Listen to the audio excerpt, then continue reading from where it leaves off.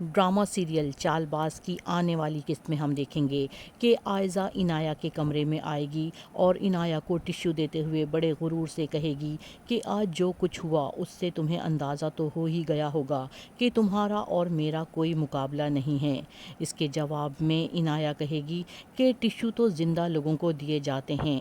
مجھے تو آپ نے بہت پہلے ہی مار دیا ہے۔ عنایہ عائزہ کو کرارا جواب دیتے ہوئے کہے گی کہ ایک بات یاد رکھنا باجی، گورکن کو بھی پہلا مردہ دفنانے میں ہی ڈر لگتا ہے، اس کے بعد اسے عادت ہو جاتی ہے۔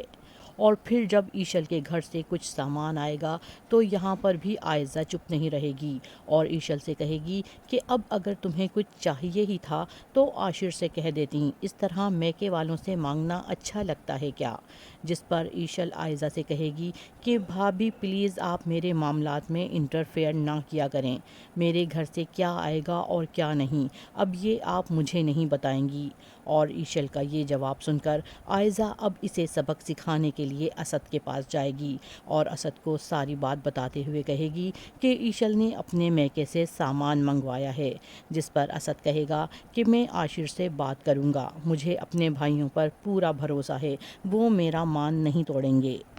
اور پھر اسد عاشر سے ایشل کے گھر سے آیا ہوا سامان واپس کرنے کے لیے کہے گا اور عاشر ہمیشہ کی طرح بھائی بھابھی کے سامنے کچھ نہیں کہہ پائے گا اور ایشل سے کہے گا کہ تم ڈرائیور سے کہو کہ وہ آ کر ہینڈ کیری واپس لے جائے۔ ایشل کو عاشر کے اس رویے سے بہت زیادہ دکھ ہوگا کہ وہ اپنے بھائی بھابھی کے سامنے کچھ کہتا کیوں نہیں ہے اور وہ عنایہ سے کہے گی کہ عائزہ بھابھی یہاں پر سب سے بڑی ہیں، اس کا یہ مطلب ہرگز نہیں کہ وہ یہاں پر سب کو اپنی مرضی سے چلائیں گی۔ جس پر عنایہ اس سے کہے گی کہ اس گھر میں ہم دونوں ایک ہی کشتی کے سوار ہیں، مجھے تو خاموش ہی رہنا پڑے گا، لیکن اگر آپ آج خاموش ہو گئیں تو ساری زندگی خاموش ہی رہنا پڑے گا۔